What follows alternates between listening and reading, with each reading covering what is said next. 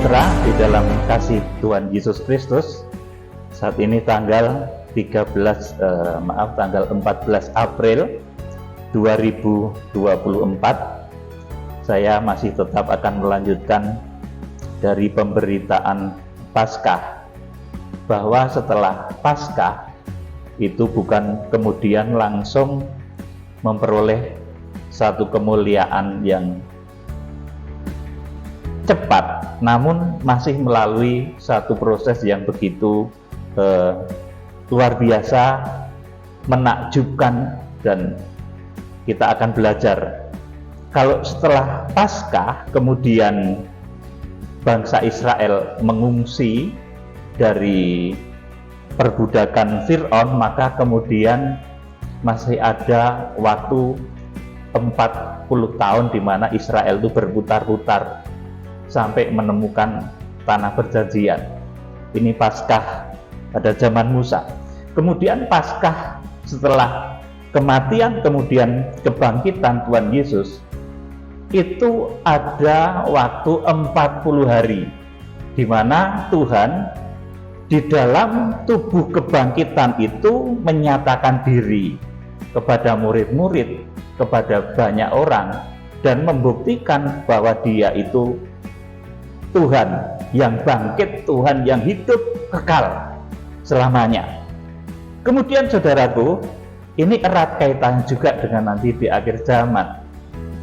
Setelah terjadinya Hari Paso, itu kemudian tubuh yang sudah diubahkan di dalam bentuk kemuliaan itu, saudaraku, bukan lantas nanti kita terbang bersukaria di langit, tidak saudaraku, tetapi akan ada tugas, akan ada pekerjaan yang diberikan oleh Tuhan, mandat yang diberikan oleh Tuhan kepada kita, yaitu untuk menghakimi bumi, untuk menghakimi malaikat-malaikat, dan itu ditulis dalam kitab suci.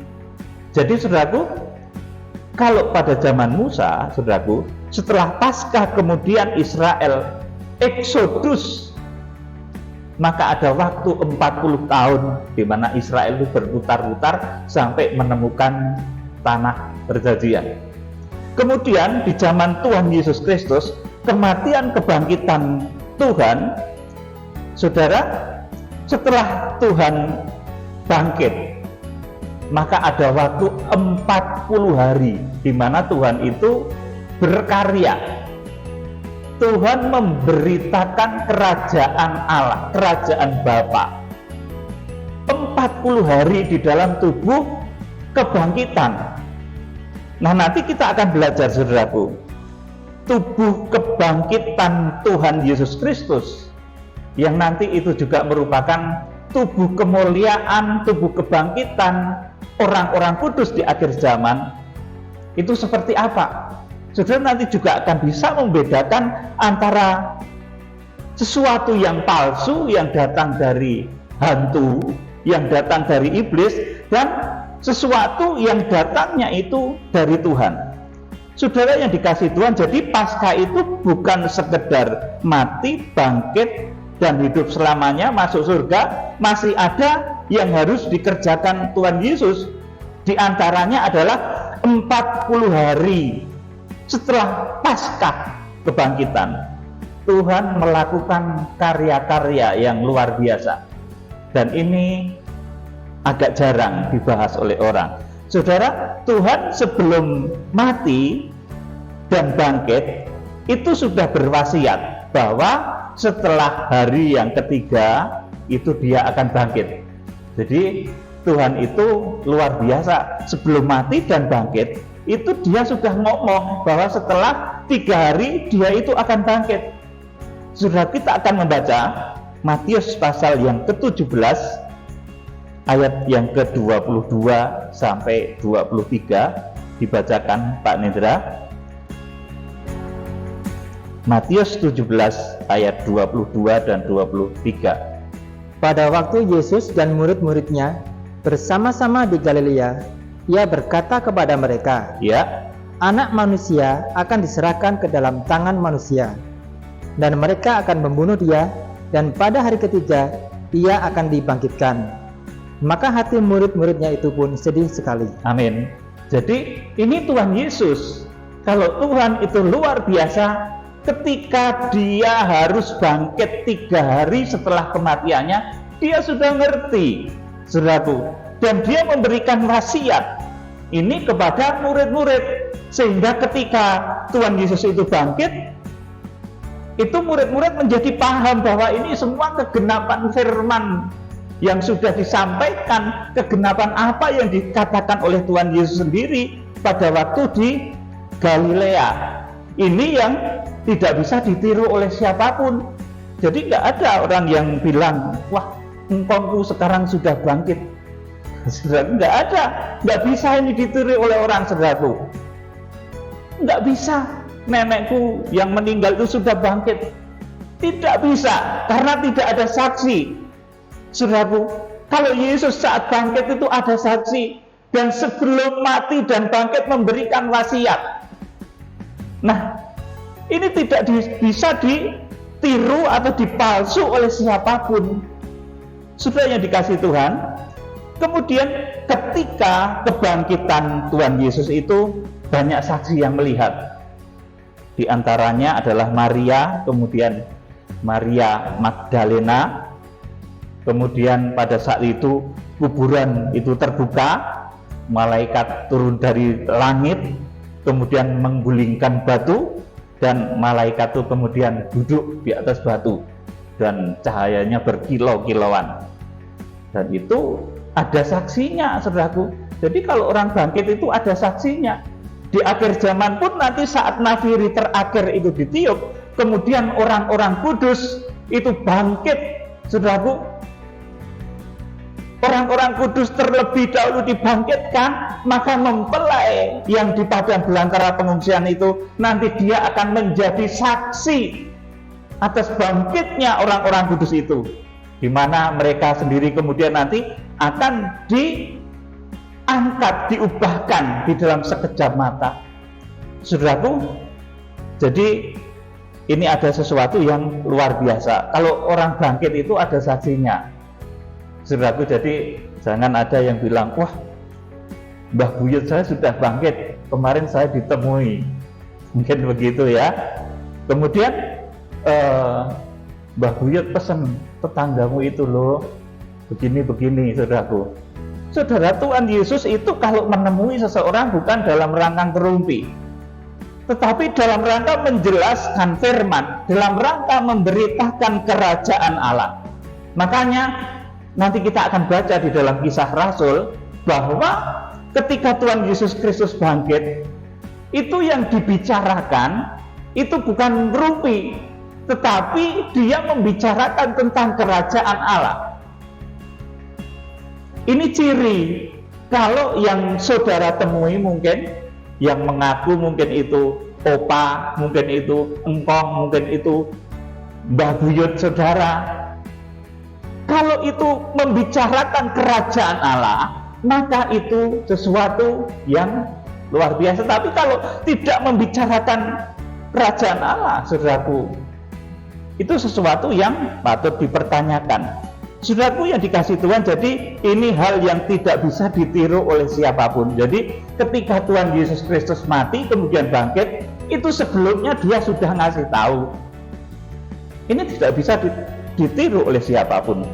Sudah, jadi bahkan ketika kebangkitannya itu banyak saksi yang melihat Maria Magdalena, kuburan terbuka, malaikat turun dari langit, menggulingkan batu, bersinar-sinar cahayanya, lalu malaikat itu duduk di atasnya. Sudah, kita akan membaca Matius pasal 28 ayat 1 sampai yang ke-6, dibaca Pak Nindra.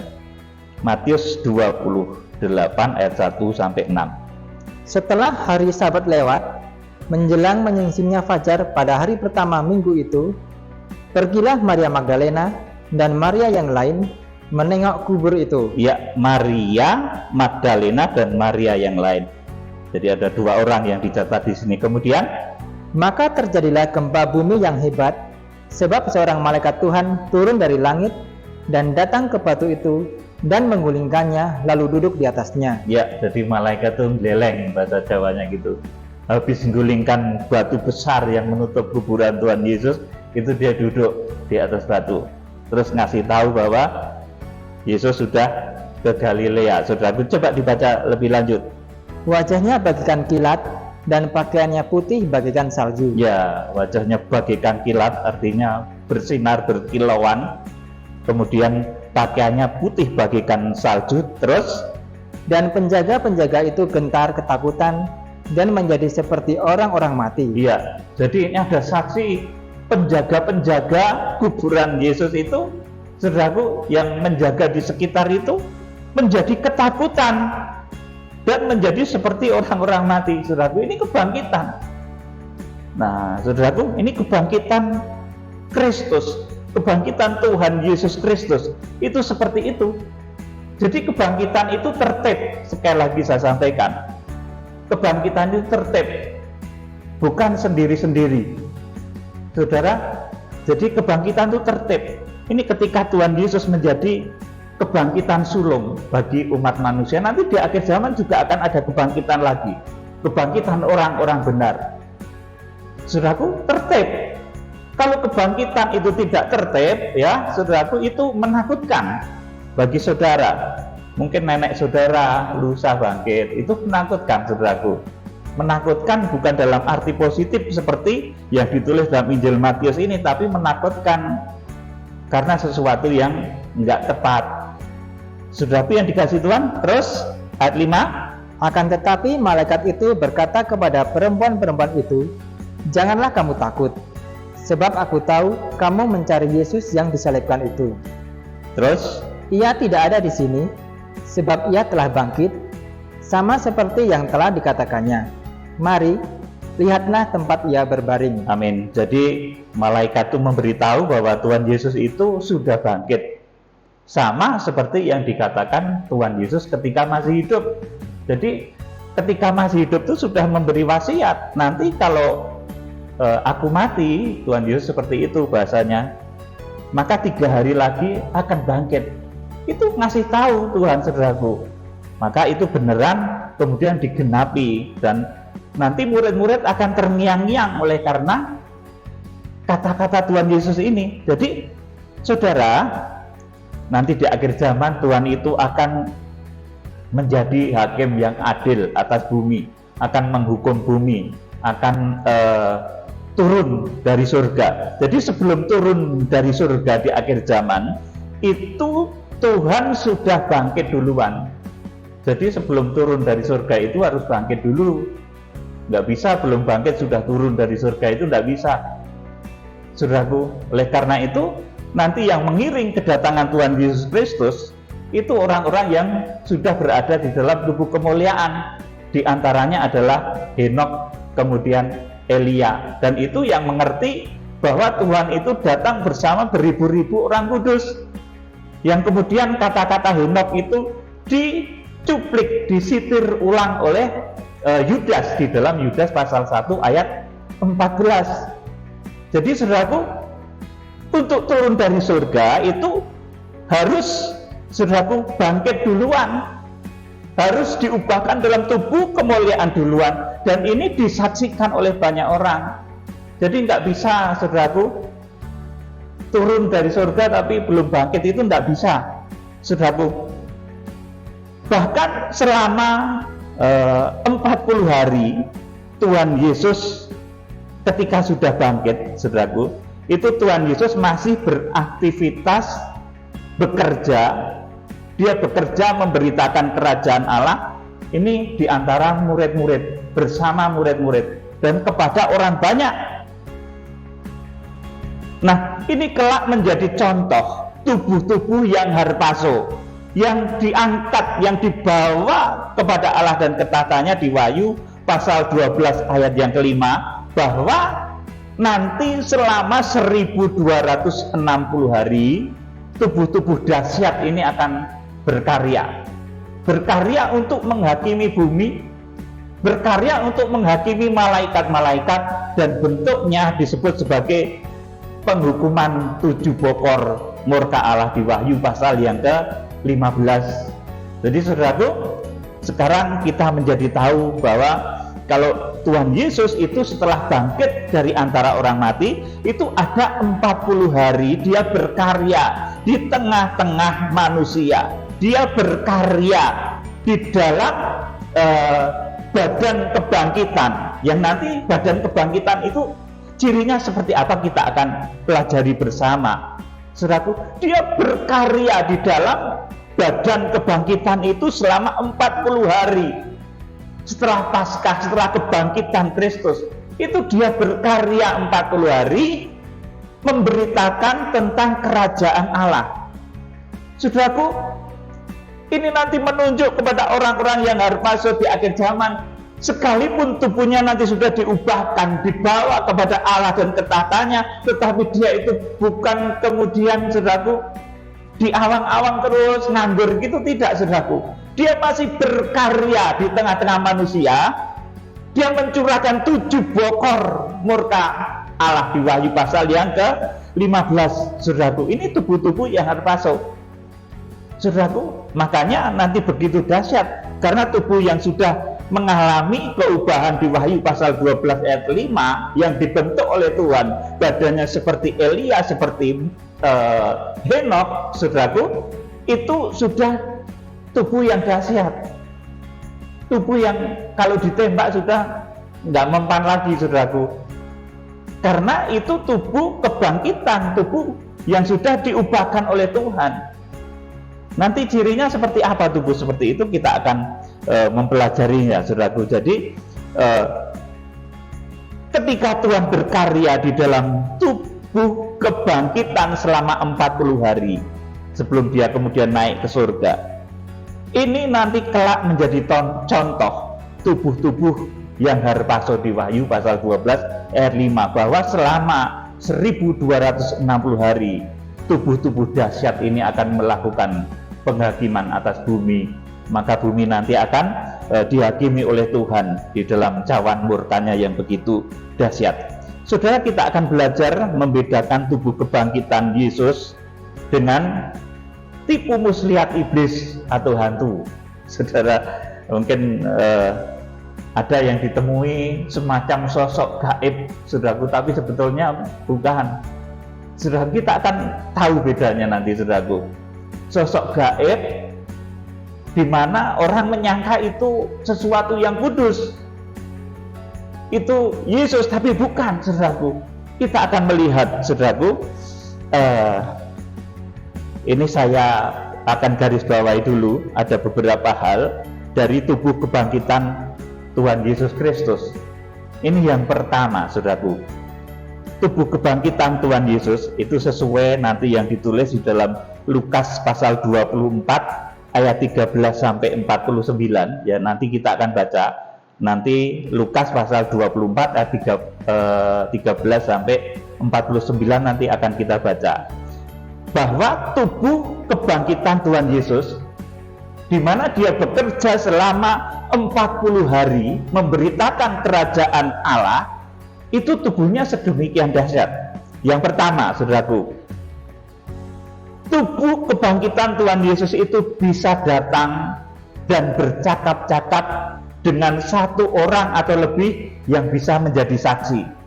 Bisa tinggal satu rumah, saudaraku, bisa bermalam layaknya manusia biasa, saudaraku, bisa makan bersama, bisa mengucap berkat dan memecah-mecahkan roti.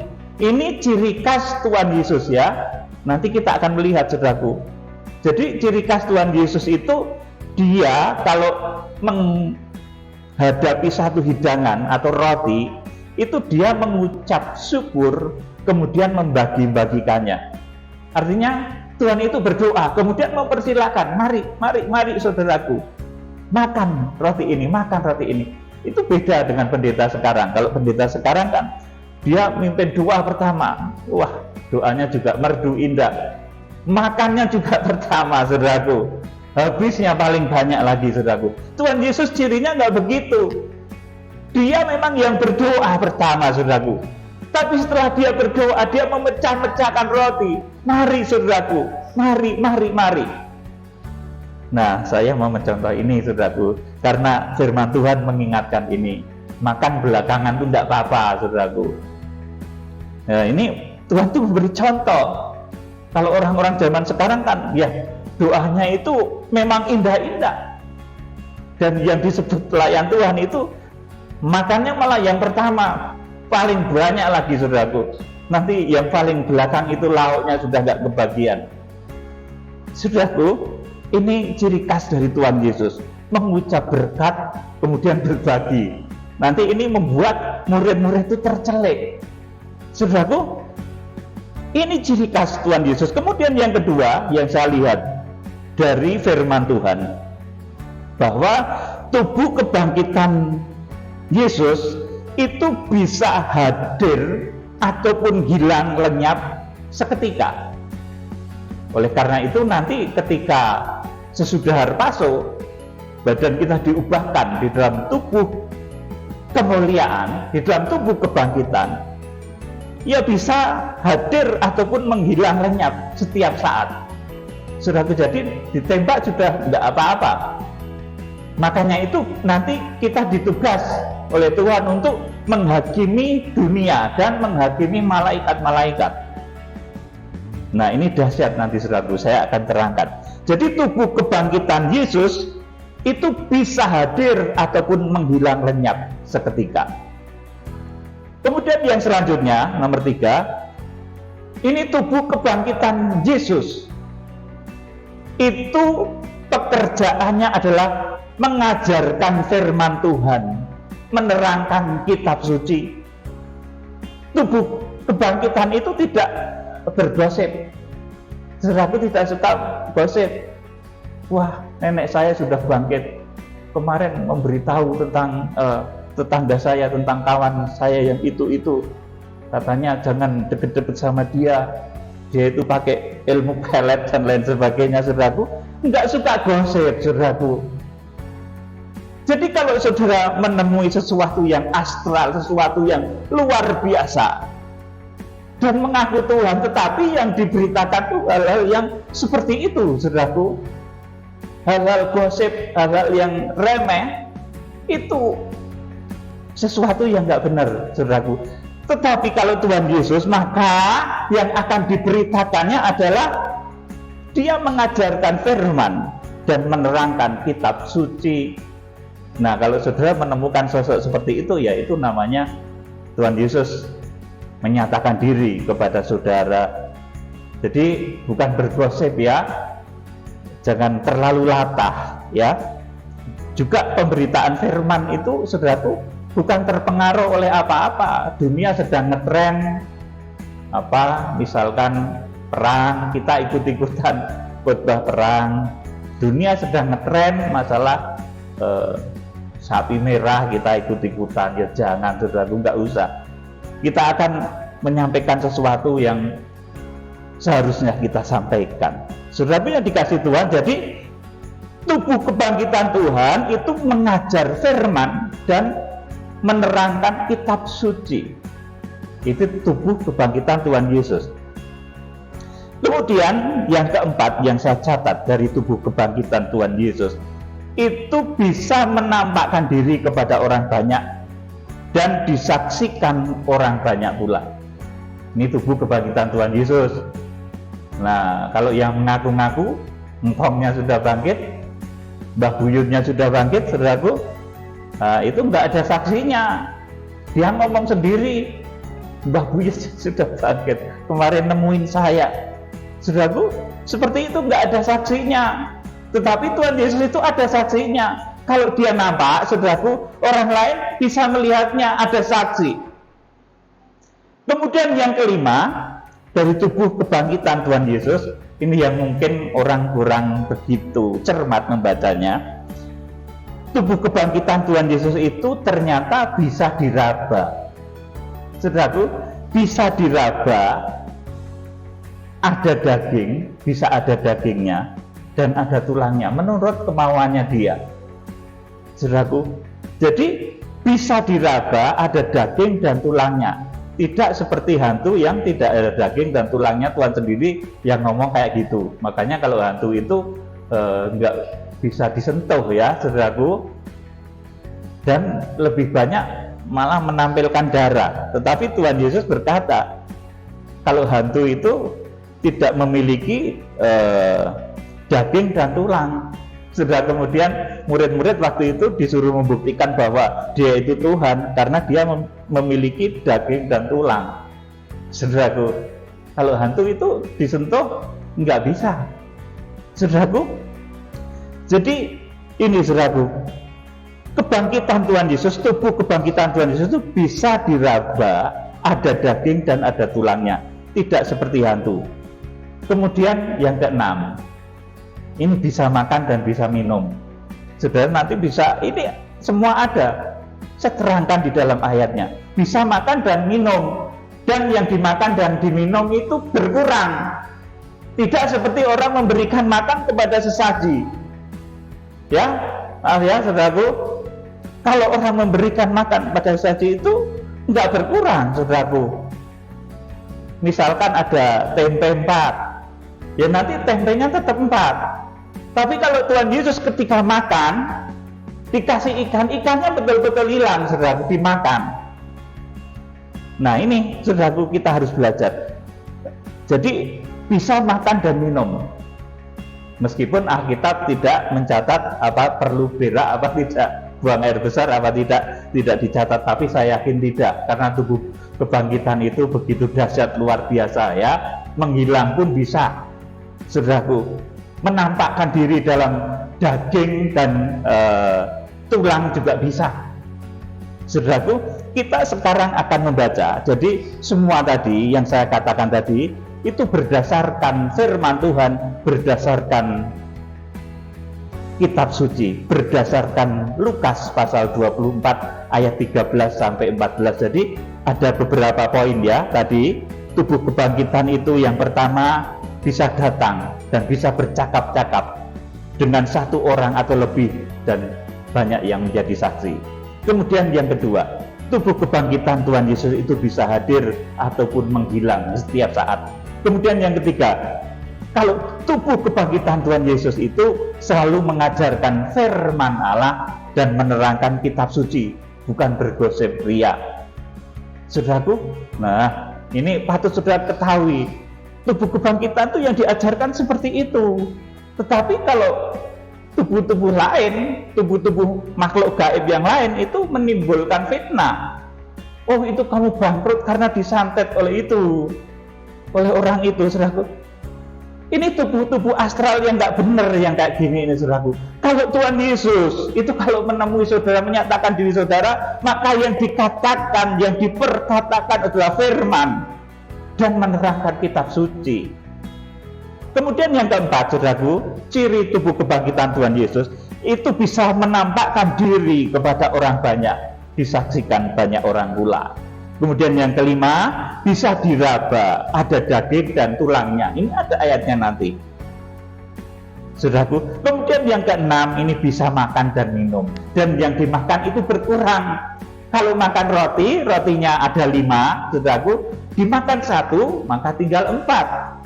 Saudaraku, seperti itu. Tetapi kalau sesaji yang nggak benar, saudaraku, disajikan 5, nanti ya diambil lagi tetap 5, saudaraku, kecuali dicuri orang. Di sini ada yang dulu kegemarannya ngambil makanan yang seperti itu ya, yang sudah disajikan kemudian diambil, katanya hilang, wah ini betul-betul dimakan, sama ternyata dicuri oleh seseorang ya, saudaraku. Kita akan baca Lukas pasal 24 ayat 13 sampai 49, dibaca Pak Nindra. Lukas 24 ayat 13 sampai 49. Ini panjang tapi dibaca biar saudara ngerti tubuh kebangkitan itu macam apa. Dibaca Pak Nindra. Pada hari itu juga 2 orang dari murid-murid Yesus pergi ke sebuah kampung bernama Emmaus. Ya, ini murid-murid Yesus pergi ke kampung bernama Emmaus. Terus yang terletak kira-kira 7 mil jauhnya dari Yerusalem. Ya, terus dan mereka bercakap-cakap tentang segala sesuatu yang telah terjadi. Terus ketika mereka sedang bercakap-cakap dan bertukar pikiran, datanglah Yesus sendiri mendekati mereka, lalu berjalan bersama-sama dengan mereka. Iya, bisa mendadak datang di tengah murid-muridnya. Dan ini bisa diraba, saudaraku. Tubuh kebangkitan itu bisa diraba. Terus ayat yang ke-16, Tetapi ada sesuatu yang menghalangi mata mereka, sehingga mereka tidak dapat mengenal Dia. ya, tetapi karena manusia itu berpikir dengan logika, waktu itu ya nggak bisa percaya kalau ini tubuhnya Yesus. Dipikirnya Tuhan Yesus sudah mati, saudaraku. Ada sesuatu yang menyelubungi dia. Karena dia berpikir dengan otak, orang mati mana mungkin bangkit, saudaraku. Terus, Yesus berkata kepada mereka, ya ini Yesus berkata pada mereka, bercakap-cakap ini artinya. Terus, apakah yang kamu percakapkan sementara kamu berjalan? Maka berhentilah mereka dengan muka muram. Seorang dari mereka, namanya Kleopas, menjawabnya, adakah engkau satu-satunya orang asing di Yerusalem yang tidak tahu apa yang terjadi di situ pada hari-hari belakangan ini? ya ini jadi Tuhan Yesus itu malah dikira orang asing, saudaraku. Padahal dia Yesus yang sedang mendatangi mereka, saudaraku. Karena mereka berpikir secara logika bahwa manusia itu nggak mungkin dibangkitkan. Yesus nggak mungkin bangkit di hari yang ketiga. Padahal kuasa Tuhan nyata, Tuhan Yesus benar-benar bangkit di hari yang ketiga. Ini nggak bisa diterima. Akibatnya ketika Yesus itu datang, itu dianggap seseorang asing. Terus dilanjutkan. Katanya kepada mereka, apakah itu? Jawab mereka, apa yang terjadi dengan Yesus orang Nazaret? Dia adalah seorang nabi yang berkuasa dalam pekerjaan dan perkataan di hadapan Allah dan di depan seluruh bangsa kami. Terus, Tetapi imam-imam kepala dan pemimpin-pemimpin kami telah menyerahkan dia untuk dihukum mati dan mereka telah menyalibkannya. terus, Padahal kami dahulu mengharapkan bahwa dialah yang datang untuk membebaskan bangsa Israel. Tetapi sementara itu telah lewat 3 hari sejak semuanya itu terjadi. amin. Jadi orang-orang Israel itu berharap sebetulnya dulu-dulunya bahwa Tuhan Yesus itu padahal kami dahulu mengharapkan bahwa dialah yang datang untuk membebaskan bangsa Israel, tetapi sudah lewat 3 hari semuanya itu telah terjadi. Nggak tahu kalau Tuhan Yesus sudah bangkit. Saudaraku, mereka berpikir secara logika manusiawi, saudaraku, padahal Tuhan Yesus memang sudah bangkit. Nah, akibat pemikiran yang salah ini, saudaraku, Yahudi sampai saat ini memiliki kerinduan untuk membangun bait suci lahiriah. Ayat 22. Tetapi beberapa perempuan dari kalangan kami telah mengejutkan kami. Pagi-pagi buta mereka telah pergi ke kubur dan tidak menemukan mayatnya. Lalu mereka datang dengan berita bahwa telah kelihatan kepada mereka malaikat-malaikat yang mengatakan bahwa ia hidup. Terus, Dan beberapa teman kami telah pergi ke kubur itu dan mendapati bahwa memang benar yang dikatakan perempuan-perempuan itu, tetapi dia tidak mereka lihat. 25. Lalu ia berkata kepada mereka, hai kamu orang bodoh, betapa lambannya hatimu, sehingga kamu tidak percaya segala sesuatu yang telah dikatakan para nabi. Terus, Bukankah Mesias harus menderita semuanya itu untuk masuk ke dalam kemuliaannya? terus, Lalu ia menjelaskan kepada mereka apa yang tertulis tentang dia dalam seluruh kitab suci, mulai dari kitab-kitab Musa dan segala kitab nabi-nabi. amin. Jadi Tuhan Yesus kalau ketemu orang yang diterangkan itu firman Tuhan, penjabaran dari firman Tuhan, itu yang dikatakan tubuh kebangkitannya Tuhan Yesus. Kalau saudara mendapat kemurahan bertemu dengan Tuhan, ya tentunya yang dia katakan itu firman, menjabarkan apa yang disampaikan oleh para nabi yang terdahulu. Itu artinya seperti ini. Gitu, saudara. Terus 28. Mereka mendekati kampung yang mereka tuju, lalu ia berbuat seolah-olah hendak meneruskan perjalanannya. Terus, Tetapi mereka sangat mendesaknya. Katanya, tinggallah bersama-sama dengan kami, sebab hari telah menjelang malam dan matahari hampir terbenam. Lalu masuklah ia untuk tinggal bersama-sama dengan mereka. ya, jadi Tuhan Yesus itu di dalam tubuh kebangkitan bisa nginep juga, saudaraku. Bisa masuk di dalam satu rumah tangga orang, kemudian nginep, saudaraku. Dan ini seluruh isi rumah itu tentunya melihat. Inilah Tuhan Yesus, bahwa Tuhan Yesus itu di dalam tubuh kebangkitan itu ternyata masih bekerja bersama manusia, berada di antara manusia selama 40 hari di dalam badan kebangkitan, di mana dia menampakkan diri kepada murid-murid, kemudian dia berkarya yang intinya adalah memberitakan kerajaan Allah. Lanjut. Waktu ia duduk makan dengan mereka, ia mengambil roti, mengucap berkat, lalu memecah-mecahkannya dan memberikannya kepada mereka. Amin. Jadi ini yang saya katakan tadi, ini merupakan ciri dari Tuhan Yesus. Waktu ia duduk makan dengan mereka, ia mengambil roti. Nah, di sana itu kalau makan, makanan utamanya kan roti. Kalau di sini ya nasi. Saudaraku, kalau di sana roti. Saudaraku, ia mengambil roti, mengucap berkat. Lalu di sini dikatakan memecah-mecahkannya dan memberikannya kepada mereka. Nah, ini ciri khasnya Tuhan Yesus. Kalau Tuhan itu menghadapi berkat, saudaraku, berkat makanan, itu tidak kemudian dia mengucap berkat langsung dimakan sendiri, tidak, saudaraku. Justru dipecah-pecahkan, diberikan kepada murid-muridnya. Ini perbedaan dengan orang-orang sekarang, pemimpin-pemimpin rohani sekarang. Berdoanya memang bagus. Ya Bapa, ingatlah akan meja-meja yang kosong, berkati mereka. Dan kuduskan makanan minuman ini, supaya menyehatkan bagi kami. Kemudian pemimpin rohani itu, saudaraku, mengambil makanan yang paling banyak, saudaraku, lauknya banyak, nanti jemaatnya yang belakangan malah nggak kebagian, saudaraku. Ini beda karakter dengan Tuhan Yesus. Ketika Tuhan itu menghadap makanan, mengucap berkat. Coba diulang ayatnya tadi. Waktu ia duduk makan dengan mereka, Ya. ia mengambil roti, Ya. mengucap berkat, lalu memecah-mecahkannya dan memberikannya kepada mereka. Jadi ini harus mulai kita contoh, hamba-hamba Tuhan sebaiknya seperti ini. Iya, kalau kita dijamu dengan satu makanan yang lezat, saudaraku, sebaiknya seperti Yesus ini. Berkati itu, kemudian pecah-pecahkan, saudaraku, pada saudara-saudara. Jangan makan dhisik dhewe, paling banyak lagi, saudaraku. Ya, itu karakter Yesus. Lanjut.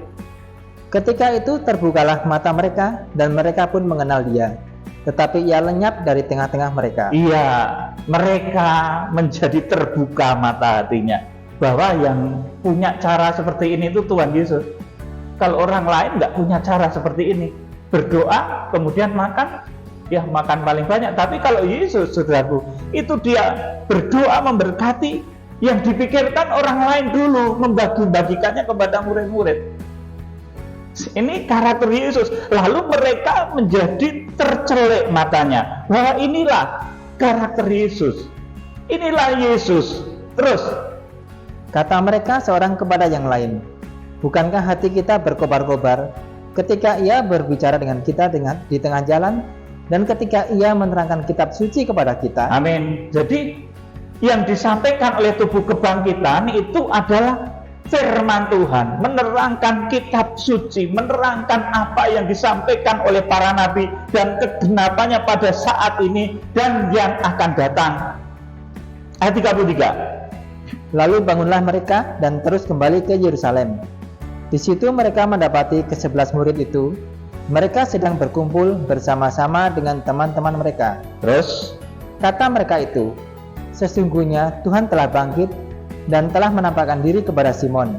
Terus Lalu kedua orang itu pun menceritakan apa yang terjadi di tengah jalan dan bagaimana mereka mengenal dia pada waktu ia memecah-mecahkan roti. Jadi muridnya ini mengenal dia pada waktu dia memecah-mecahkan roti. Oh, ini karakternya Yesus. Oh, ini wajahnya Tuhan Yesus ternyata. Yang semula saya kira sudah meninggal dan tidak akan bangkit lagi. Tetapi Tuhan itu ketika mau mati dan bangkit, dia sudah berwasiat, saudaraku.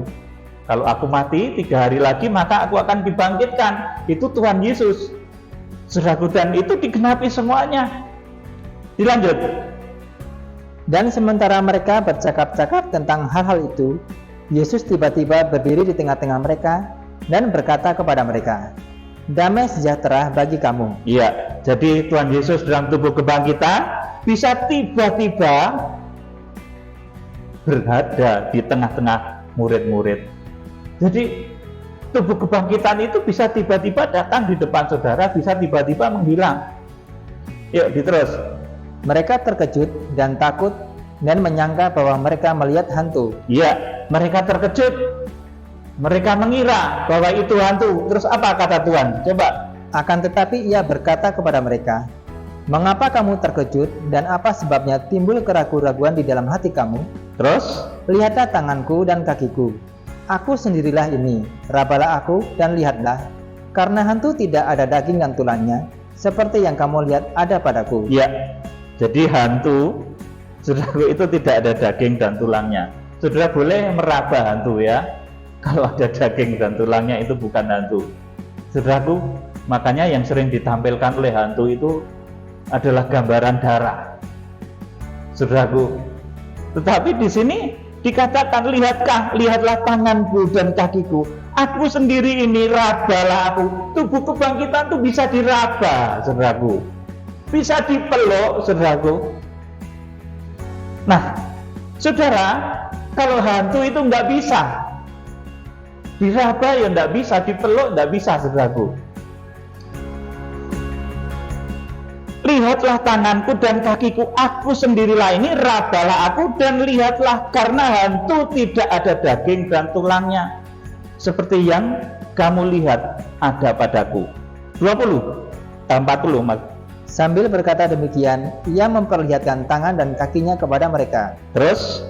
Dan ketika mereka belum percaya karena girangnya dan masih heran, berkatalah ia kepada mereka, "Adakah padamu makanan di sini?"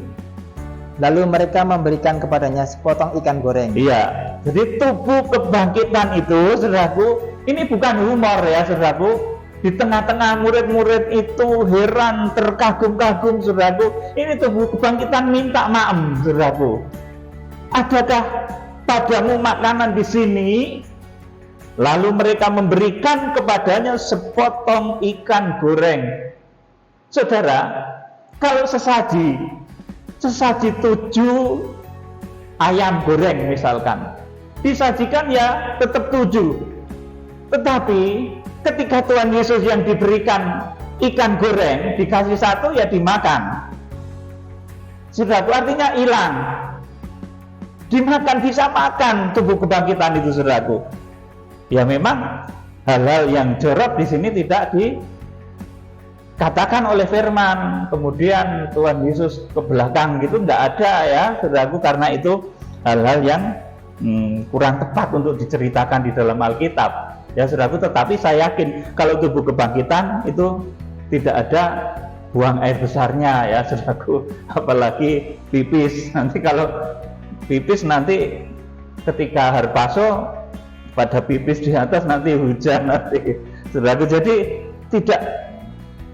saya yakin tidak ada buang air besar tubuh kebangkitan itu. Ini keyakinan saya, karena di Alkitab tidak diceritakan apakah Tuhan Yesus kemudian ke belakang pipis BAB apa gitu, nggak diceritakan ya. Tetapi yang jelas di sini tubuh kebangkitan itu bisa berkata,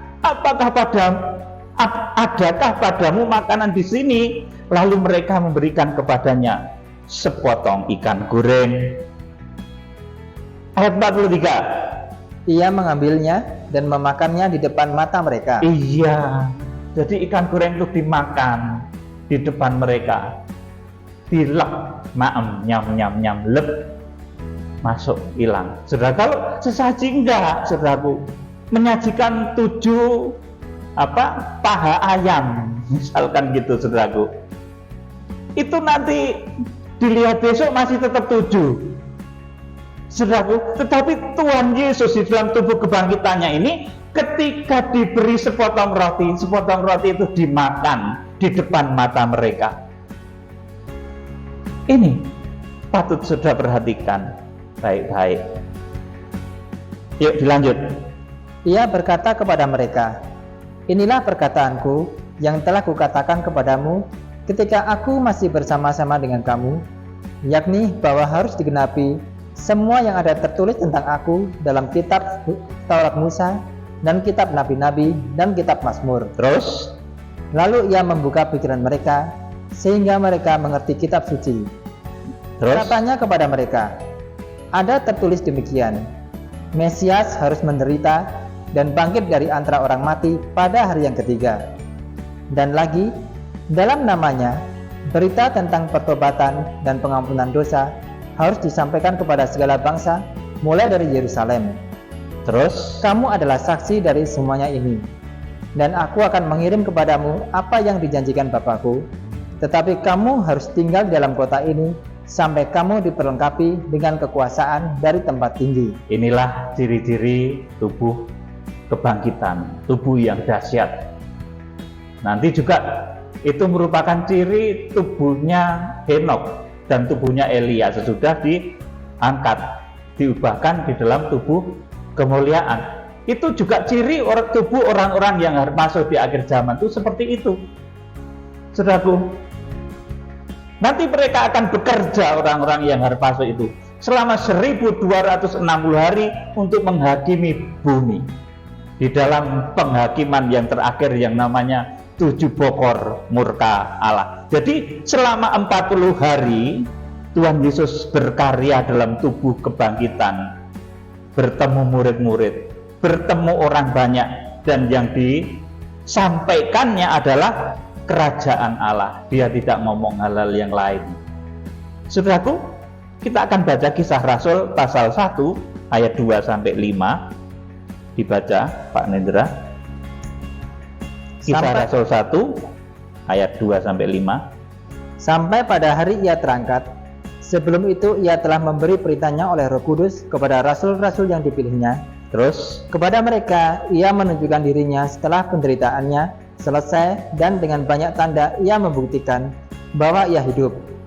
Sebab selama 40 hari ia berulang-ulang menampakkan diri dan berbicara kepada mereka tentang kerajaan Allah. iya, jadi selama 40 hari Tuhan itu berkarya, berulang-ulang menampakkan diri kepada orang banyak, berbicara kepada mereka tentang kerajaan Allah. Ini ciri tubuh kebangkitannya Tuhan Yesus Kristus. Terus dilanjut. Pada suatu hari ketika ia makan bersama-sama dengan mereka, ia melarang mereka meninggalkan Yerusalem dan menyuruh mereka tinggal di situ menantikan janji Bapa, yang demikian katanya, telah kamu dengar daripadaku, sebab Yohanes membaptis dengan air, tetapi tidak lama lagi kamu akan dibaptis dengan Roh Kudus. Ayat 6 sampai 11 dibaca lanjut. Maka bertanyalah mereka yang berkumpul di situ, Tuhan, maukah engkau pada masa ini memulihkan kerajaan bagi Israel? Jawabnya, engkau tidak perlu mengetahui masa dan waktu yang ditetapkan Bapa sendiri menurut kuasanya. Terus, Tetapi kamu akan menerima kuasa kalau Roh Kudus turun ke atas kamu, dan kamu akan menjadi saksiku di Yerusalem dan di seluruh Yudea dan Samaria dan sampai ke ujung bumi. terus, Sesudah ia mengatakan demikian, terangkatlah ia disaksikan oleh mereka, dan awan menutupnya dari pandangan mereka. Ketika mereka sedang menatap ke langit waktu ia naik itu, tiba-tiba berdirilah 2 orang yang berpakaian putih dekat mereka, dan berkata kepada mereka, Hai orang-orang Galilea, mengapakah kamu berdiri melihat ke langit? Yesus ini yang terangkat ke sorga meninggalkan kamu akan datang kembali dengan cara yang sama seperti kamu melihat dia naik ke sorga. ya, amin. Jadi selama 40 hari setelah kebangkitan Tuhan Yesus Kristus, setelah Paskah, itu Tuhan berkarya 40 hari bersama manusia di bumi, bersama murid-muridnya, dan yang diberitakan adalah kerajaan Allah. Saudara yang dikasih Tuhan, demikian pula tugas tubuh-tubuh yang diubahkan ketika harpaso di Wahyu 12 ayat yang kelima. Itu mereka memiliki tugas, mereka berbadan seperti badannya Tuhan Yesus yang sudah dibangkitkan di dalam tubuh yang sudah dimuliakan itu. Saudaraku, orang yang harpaso itu nanti memiliki tugas selama 1260 hari. Kalau Tuhan Yesus dahulu 40 hari ini 1260 hari seperti tubuh kemuliaan Tuhan Yesus untuk menghakimi bumi. Kalau dulu untuk memberitakan kerajaan Allah, tetapi yang terakhir ini untuk menghakimi bumi. Dan sebagai wujudnya adalah penghukuman 7 bokor murka Allah. Saudaraku, jadi setelah Wahyu 12 ayat yang kelima, kemudian terjadi pengungsian di Wahyu pasal 12 ayat yang ke-6, saudaraku, itu tubuh-tubuh kemuliaan yang dimiliki oleh orang-orang yang harpaso itu memiliki karakter seperti tubuhnya Tuhan Yesus yang dibangkitkan, saudaraku. Kita akan membaca Wahyu 15 ayat 1 sampai 8. Ini wujud dari apa yang dikerjakan oleh tubuh-tubuh kemuliaan dari orang-orang yang harpaso. Kalau Wahyu pasal 14 ayat 1 sampai 5 itu yang dikerjakan oleh orang-orang yang ada di pengungsian. Ya. Perhatikan baik-baik. Wahyu pasal 14 ayat 1 sampai 5 itu yang dikerjakan oleh orang-orang yang di pengungsian. Wahyu pasal 15 ini adalah yang dikerjakan oleh orang-orang yang harpaso, yang memiliki tubuh kemuliaan untuk menghakimi bumi. Dibaca Wahyu 15 ayat 1 sampai 8. Dan aku melihat suatu tanda lain di langit, besar dan ajaib. 7 malaikat dengan 7 malapetaka terakhir, karena dengan itu berakhirlah murka Allah. Iya, jadi tugasnya adalah mencurahkan malapetaka terakhir, yang dengan itu berakhirlah murka Allah. Terus, dan aku melihat sesuatu bagaikan lautan kaca bercampur api, dan di tepi lautan kaca itu berdiri orang-orang yang telah mengalahkan binatang itu dan patungnya dan bilangan namanya. Terus, pada mereka ada kecapi Allah. Terus, dan mereka menyanyikan nyanyian Musa, hamba Allah, dan nyanyian anak domba. Iya, bunyinya, nyanyian Musa dan nyanyian anak domba. Ini karena Tuhan Yesus mengingat pertemuannya di Matius pasal 17, pertemuannya dengan Musa dan Elia di Matius pasal yang ke-17, itu di puncak Gunung Tabor, ya. Yuk dibaca. besar dan ajaib segala pekerjaanmu, ya Tuhan Allah yang Maha Kuasa. Adil dan benar segala jalanmu, ya Raja segala bangsa. Terus, siapakah yang tidak takut, ya Tuhan, dan yang tidak memuliakan namamu?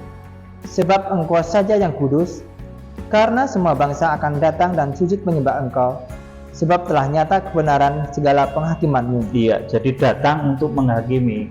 Ini saudaraku. Terus, kemudian daripada itu, aku melihat orang membuka bait suci, kemah kesaksian di sorga. Terus, dan 7 malaikat dengan 7 malapetaka itu keluar dari bait suci, berpakaian lenan yang putih bersih dan berkilau-kilauan, dan dadanya berlilitkan ikat pinggang dari emas. Terus, dan satu dari keempat makhluk itu memberikan kepada 7 malaikat itu 7 cawan dari emas yang penuh berisi murka Allah, yaitu Allah yang hidup sampai selama-lamanya. Ya, jadi yang memberikan mandat untuk dicurahkannya 7 bokor murka Allah itu adalah salah satu dari keempat makhluk. Artinya ini salah satu dari penampilan Tuhan Yesus Kristus, ya, yang tampil sebagai Raja, Hamba, Anak Manusia, dan Anak Allah. Ayat 8. Dan bait suci itu dipenuhi asap karena kemuliaan Allah. Terus, dan karena kuasanya.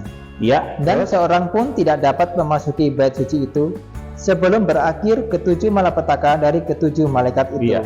Jadi sebelum berakhir 7 malapetaka. 7 malapetaka itu terjadi di 1260 hari terakhir sebelum kedatangan Tuhan Yesus Kristus. Itu bait Allah belum akan bisa dimasuki, seperti halnya ketika setelah Paskah kemudian bangsa Israel itu berkeliling, saudaraku, di padang gurun selama 40 tahun. Sebelum semuanya itu genap, mereka nggak akan bisa memasuki tanah Kanaan. Saudaraku, sebelum 40 hari juga Tuhan Yesus tidak akan naik. Saudara, karena masih ada yang harus dikerjakan. Saudaraku yang dikasih Tuhan, oleh karena itu kemudian ada tradisi 40 hari memperingati orang yang sudah meninggal, yaitu tidak apa-apa sih, kalau diungkapkan sebagai ucapan syukur, sebagai doa, tidak apa-apa. Saudaraku yang dikasih Tuhan, jadi menghakimi bumi dan malaikat-malaikat. Jadi tugas yang diberikan kepada orang-orang yang harpaso, ketika dia badannya sudah diubahkan, saudaraku, di dalam tubuh seperti tubuhnya Henokh dan Elia, itu menghakimi bumi dan malaikat-malaikat. 1 Korintus 6 ayat 2 dan 3 dibaca.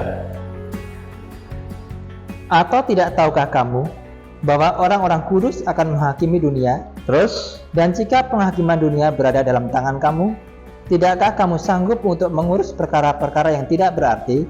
3. Tidak tahukah kamu bahwa kita akan menghakimi malaikat-malaikat? Jadi apalagi perkara-perkara biasa dalam hidup kita sehari-hari. Amin. Jadi ini bisa dilakukan kalau kita sudah memiliki tubuh yang diubahkan.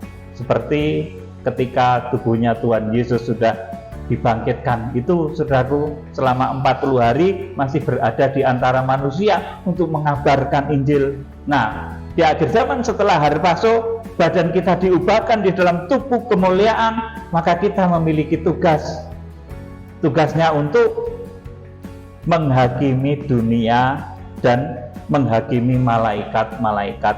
Kalau di dalam badan jasmani seperti sekarang ini, tentunya tidak bisa. Itu hanya dilakukan kalau badan kita sudah seperti badannya Henokh, badannya Elia, badannya Tuhan Yesus Kristus.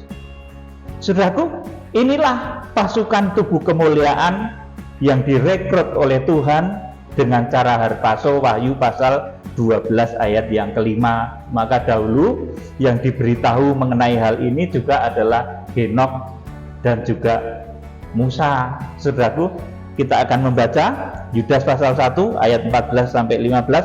Ini ayat terakhir, Yudas 1 14 15. Juga tentang mereka Henokh, keturunan ketujuh dari Adam, telah bernubuat, katanya, sesungguhnya Tuhan datang dengan beribu-ribu orang kudusnya. Ya, Tuhan datang dengan beribu-ribu orang kudusnya. Ini Henokh. Henokh itu orang yang diangkat, yang memiliki tubuh kemuliaan, tubuhnya sudah diubahkan, yang bisa datang, saudaraku, dan pergi. Saudaraku yang dikasih Tuhan, dia berkata bahwa Tuhan itu datang dengan beribu-ribu orang kudusnya, karena dia termasuk orang yang seperti itu. Saudaraku, makanya dia ngerti. Musa juga ngomong begitu, saudaraku.